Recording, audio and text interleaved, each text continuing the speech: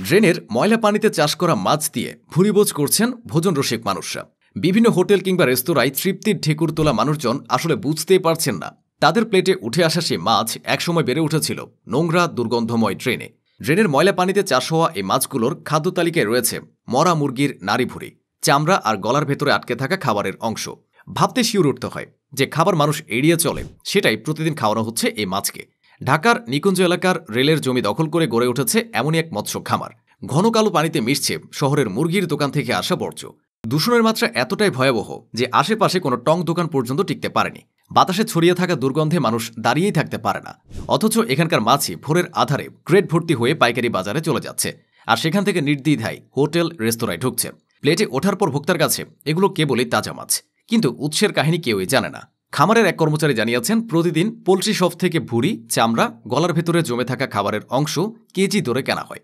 সেগুলো কেটে পিষে মিশিয়ে দেওয়া হয় পানিতে, যা ধীরে ধীরে আরও পৌঁছে যায়। এভাবে মাছ দ্রুত বেড়ে ওঠে। তবে আশ্চর্যের বিষয় হচ্ছে, কর্মচারীরা নিজে স্বীকার করেছেন তিনি এ মাছ কখনো খান না, কারণ উৎসটা তিনি নিজেই জানেন। এলাকাবাসীর অভিযোগ, মাছ চাষের নামে বিষ খাওয়ানো হচ্ছে।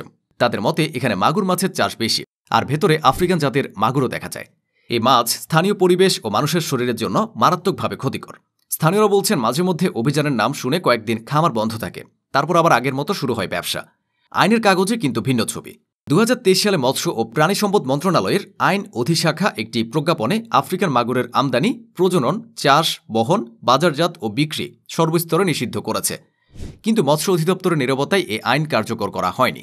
ফলে রাজধানীর ড্রেনে ময়লা পানিতে বড় হওয়া মাছ বৈধ পণ্যের মতোই বাজারে ঘুরছে। এই পুরো খামারের পেছনে রয়েছেন জুয়েল নামের এক ব্যক্তি। রেলের জমি দখল করে তিনি অবৈধভাবে মাছ চাষ করছেন বলে স্থানীয়দের দাবি। জুয়েলের কাছে জানতে চাইলে তিনি কোনো মন্তব্য করতে রাজি হননি, এমনকি বৈধ কাগজপত্র দেখাতেও নারাজ তিনি। স্বাভাবিকভাবেই তখন মনে প্রশ্ন জাগে, দূষণ আর নিষিদ্ধ প্রজাতির চাষ একসঙ্গে চললেও সংশ্লিষ্ট কর্তৃপক্ষ নীরব কেন? জনস্বাস্থ্য বিশেষজ্ঞরা বারবার সতর্ক করেছেন, এ ধরনের দূষিত মাছ খেলে খাদ্যে বিষক্রিয়া, অন্ত্রের সংক্রমণ, এমনকি দীর্ঘমেয়াদে ভয়াবহ রোগ দেখা দিতে পারে। অথচ হোটেল রেস্তোরাঁয় এসব মাছ ঢুকলে ভোক্তার পক্ষে উৎস বোঝা প্রায় অসম্ভব। তাই সিটি কর্পোরেশন, রেলওয়ে, ভোক্তা অধিকার সহ সংশ্লিষ্ট সব দপ্তরের যৌথ পদক্ষেপ এখন অত্যন্ত জরুরি। তবে নিকুঞ্জের এ খামার কেবল একটি উদাহরণ।